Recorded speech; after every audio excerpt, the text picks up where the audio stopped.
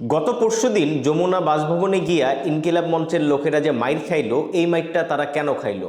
মানে আমরা অনেকে ধারণা করতেছিলাম যে নির্বাচনের আগে এই মুহূর্তে তারা যেভাবে সেখানে গিয়ে হাজির হয়েছে, ফলে তাদেরকে হয়তো মারা হইতে পারে। কিন্তু তারা যারা মাইর খাইতে গেছে বা তারা কি যাই না গেছে যে তাদেরকে মারা হবে, নাকি আসলে তাদেরকে এক ধরনের বলা হয়েছিল যে তোমরা সেখানে যাও, পরবর্তীতে তাদেরকে মাইরা দেওয়া হয়েছে? ঘটনাচক্রে অনেক রকমের অনেক কিছু মনে হইতে পারে, কিন্তু যেই লোকেরা বা যেই ছেলেরা, যেই ছেলে মেয়েরা ক্ষমতায় আছে, তারা ঠিক কী কারণে মাইর খাবে? মানে মাইর খাওয়া তো জিনিসটা তো অত মধুরও না। মানে আপনাকে বলা হইলো যে তোমরা মাইর খেতে যাও এবং তারা মাইর খেতে চলে গেল এবং তারা মাইর খাইলো, জিনিসটা তো এরকম না হওয়ার সম্ভাবনাই বেশি। ফলে আমরা যেভাবে ধারণা করতে পারি যে তাদেরকে সম্ভবত বলা হয়েছিল যে তোমরা সেখানে যাও, কিন্তু পরবর্তীতে তাদেরকে মাইরা দেওয়া হয়েছে এবং মাইর দেওয়ার পরে তাদেরকে আবার নতুন কইরা কোনো প্রণোদনা দেওয়া হয়েছে যাতে জিনিসটা তারা আর না আগ বাড়ায়, ফলে তারা আর আগ বাড়ায় নাই। এখন আমরা যদি বোঝার চেষ্টা করি যে তাদেরকে কেন মারা হয়েছে, সেক্ষেত্রে আমরা হয়তো একটা উত্তর এর মধ্যে দিয়ে পাইতে পারি। সেটা হচ্ছে যে আমরা যে নির্বিকার পুলিশ বা শক্তিহীন, মারতে পারে না, হাতে লাঠি নেয়, এইরকম যে পুলিশের একটা বাস্তবতা গত অনেকদিন ধরে দেখছিলাম, অবশেষে আমরা দেখলাম যে পুলিশ আসলে মারতে পারে। ফলে আমরা ধারণা করে নিতে পারি যে ইনকিলাব মঞ্চের এই ঘটনাটা বেসিক্যালি সাজানো হয়েছে পুলিশ যে মারতে পারে, বা সারা দেশে ছড়ানো ছিটানো যত পুলিশ আছে তাদেরকে যেন একটা বার্তা দেওয়া যায় যে তোমরা মারতে পারো, আগামী নির্বাচনকে সামনে রেখে সম্ভবত এই ধরনের একটা বাস্তবতা বা পরিস্থিতি তৈরি করার দরকার ছিল। ফলে সরকার সম্ভবত ইনকিলাব মঞ্চের লোকদেরকে সেখানে নিয়ে গেছে এবং জাস্ট পুলিশকে শক্তিশালী করার জন্যই তাদেরকে দিয়ে সেখানে একটা শোডাউন করানো হয়েছে। এবং পুলিশের মাইর যদি সেদিন আপনারা দেখেন, তাহলে আপনারা বুঝতে পারবেন যে পুলিশ আসলে নির্দয়ভাবেই, যথেষ্ট নির্দয়ভাবেই তাদেরকে মারছে। এবং সেই মাইরের মধ্য দিয়া পুলিশ যে মারতে পারে, পুলিশের হাতের লাঠি যে ঘোরে, এই যে একটা জিনিস আমরা ভুলে গেছিলাম, সেই জিনিসটা আবার আমাদের মনে পড়ছে। ফলে নির্বাচন সামনে রাখা আমাদের যে ভয়টা ছিল যে পুলিশ তো নির্বিকার, বা জিল্লুর রহমান সাহেবরা বলতেছিলেন যে নির্বাচনটা হবে কমপ্লিটলি সেনাবাহিনীর মাধ্যমে, পুলিশের সেখানে কোনো অবস্থান নাই ইত্যাদি, এর মধ্য দিয়ে আমরা অনেক ধরনের অনিশ্চিতির মধ্যে ছিলাম যে নির্বাচনের সময় যত গণ্ডগোল হবে, পুলিশ কি সেখানে আসলে বড় ভূমিকা নিতে পারবে কিনা। সম্ভবত সরকার পুলিশকে সেই জায়গা থেকে বের করে নিয়ে আসলো এবং ইনকিলাব মঞ্চের লোকদেরকে পিটানোর মধ্যে দিয়ে পুলিশকে আবার শক্তিশালী করলো এবং সারা দেশে যত পুলিশ আছে, থানাগুলো আছে, তাদেরকে একটা বার্তা দেওয়া হইল যে নির্বাচনের সময় তোমরা মারতে পারো এবং তোমাদের হাতের লাঠি চললে কোনো অসুবিধা নাই। এখন একটা প্রশ্ন আমি আপনাদেরকে করি, সেটা হচ্ছে যে নির্বাচন সামনে রাইখা যদি কোনো গন্ডগোলের বাস্তবতা তৈরি হয়, সেই গন্ডগোলটা আসলে কারা তৈরি করতে পারে? মানে জামাতে ইসলাম নাকি বিএনপি? নাকি আমরা ধরে নিতে পারি যে পুলিশকে আসলে সক্রিয় করা হইলো যে কোনো ধরনের গন্ডগোল মোকাবেলা করার জন্য? আমি ব্যক্তিগতভাবে যদি আমার মতটা বলার চেষ্টা করি, সেক্ষেত্রে আমি বলবো যে এই যে পুলিশকে যে সক্রিয় করা হইল এবং ইনকিলাব মঞ্চ যে সেখানে নিজেদেরকে বলিদান দিল, এর মধ্য দিয়া পুলিশের হাতের লাঠি যে পুলিশের হাতে উঠলো আবার, এই বাস্তবতাটা বেসিক্যালি নির্বাচনে বিএনপির যে গন্ডগোল করার সম্ভাবনা আছে সেখানে কাজে লাগানোর সম্ভাবনাই বেশি। আপনি যদি একটা জিনিস চিন্তা করেন যে আগামী নির্বাচনে ভোটের বুথের ভিতরে কাদের অবস্থান আর ভোটের বুথের বাইরে কাদের অবস্থান, তাইলে আপনি খুব ক্লিয়ারলি ইমেজটা দেখতে পাবেন যে জামাতে ইসলাম তাদের যে কাজকর্মের ধরন, গত এক বছর ধরে তারা যেভাবে প্রশাসন ইত্যাদি দখল করছে, তার মধ্য দিয়ে তারা খুব ভালোভাবেই ইঞ্জিনিয়ারিং যদি করতে থাকে, সেটা আসলে ভোটের বাইরে থেকে তারা কিছু করবে না, বুথের বাইরে থেকে তারা কিছু করবে না।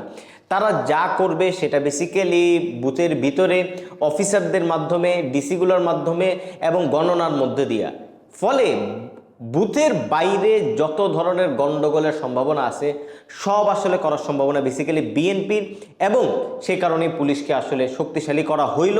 এবং পুলিশ যদি নির্বাচনের সময়ে শক্তিশালী অবস্থান নেয় বা মারামারি, সরাসরি কাউকে মারা শুরু করে বা কারো উপরে সরাসরি লাঠিচার্জ, বন্দুক, গুলি, টিয়ার সেল, গ্রেনেড ইত্যাদি কাজকর্মগুলো যদি করে নির্বাচনের সময়, সেটা আসলে বেসিক্যালি তারা বিএনপির গণ্ডগোলকে টার্গেট করেই করবে এবং বিএনপির গণ্ডগোল বিএনপি যেন কইরা উঠতে না পারে, তাদের মুখ্য টার্গেট হবে সেটাই। আরেকটা নিশ্চয়ই নিউজ আপনাদের চোখে পড়ছে, সেটা হচ্ছে যে সেনাবাহিনীর সেনা সদর থেকে বলা হয়েছে যে নির্বাচনকে কেন্দ্র কইরা 1 লাখ সেনাবাহিনী নতুনভাবে নামানো হবে। ফলে 1 লাখ সেনাবাহিনী যে নামানো হবে, এই 1 লাখ সেনাবাহিনীও আসলে নির্বাচনের পরিস্থিতিতে কাদেরকে মোকাবেলা করবে? জামাতে ইসলামকে তো মোকাবেলা করার কিছু নাই। মানে সেনাবাহিনী তো নিশ্চয়ই বুথের ভিতরে গণনায় ভুল হচ্ছে কিনা, প্রিসাইডিং অফিসাররা ঠিকঠাক কাজ করতেছে কিনা সেটা তো দেখবে না। সেনাবাহিনী দেখবে বেসিক্যালি বুথের বাইরেগুলাতে বা যেখানে যেখানে গন্ডগোল হচ্ছে সেই গন্ডগোলগুলো যেন না হয়। ফলে আপনি পুলিশের জায়গা থেকে দেখেন এবং সেনাবাহিনীর জায়গা থেকে দেখেন, তারা কিন্তু একরকমভাবে রেডি যে বিএনপির তরফে যত ধরনের গন্ডগোল হবে সেটা যেন না হয়।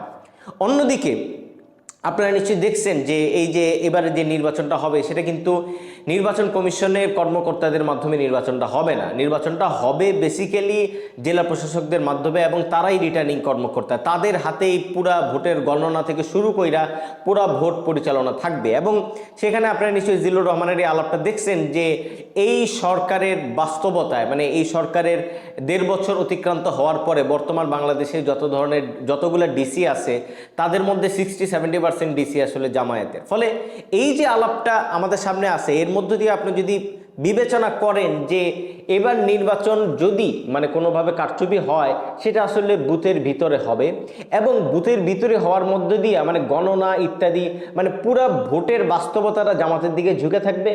অন্যদিকে পুলিশ বলেন, সেনাবাহিনী বলেন, তাদের যত অ্যাকশন সেটা বেসিক্যালি বুথের বাইরে এবং সেই জায়গাটাই বেসিক্যালি বিএনপি তো এই সরকারের প্রশাসন দখল করতে পারে নাই। ফলে প্রশাসন যেহেতু তারা দখল করতে পারে নাই, ফলে বুথের ভিতরে তো বিএনপির আসলে কোনো ধরনের হাত নাই।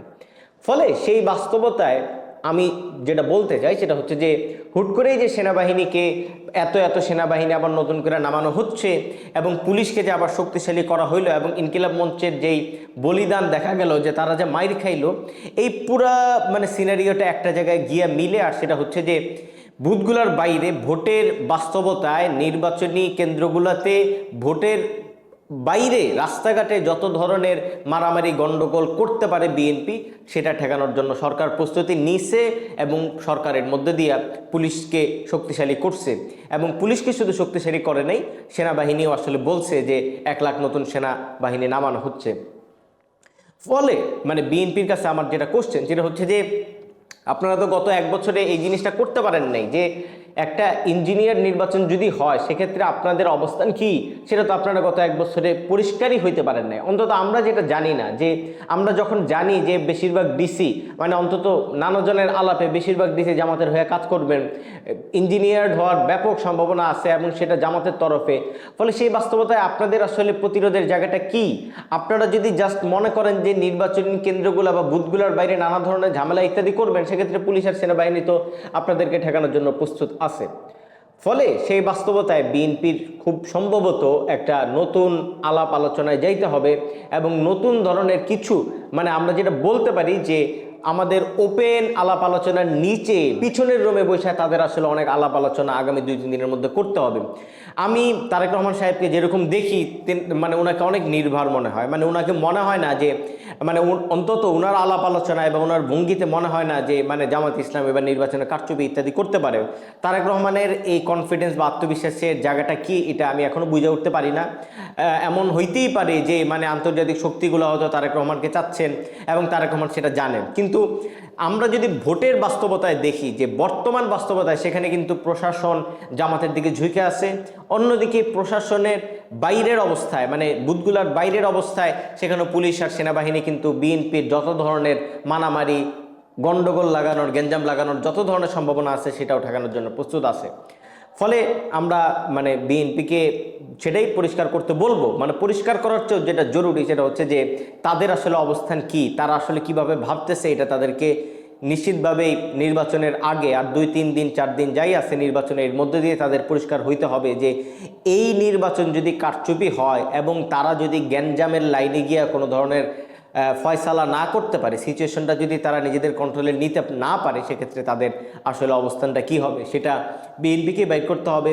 এবং বিএনপি যদি এটা মানে এই কারচুপিময় নির্বাচনের যে সম্ভাবনা দেখা দিচ্ছে এইটা যদি বিএনপি তার দায়িত্ব মনে না করে এটা যদি নিজস্ব মোকাবেলার রাস্তা এর মধ্যে দিয়ে তৈরি করতে না পারে, তাইলে আমাদের বলতেই হয় যে আমরা আবারও একই ধরনের স্বৈরতান্ত্রিক একটা বাস্তবতার মধ্যে ঢুকতে যাচ্ছি, যেটার জন্য আমাদের জুলাই গণ অভ্যুত্থান থেকে শুরু করে আমাদের 15 বছরের লড়াই ইত্যাদি সব কিছু। ফলে বিএনপি এটা তার বিএনপির যত বড় নিজের যত দায়িত্ব, তার চেয়ে বড় এটা দায়িত্ব একটা দেশ আসলে কোন দিকে যাবে।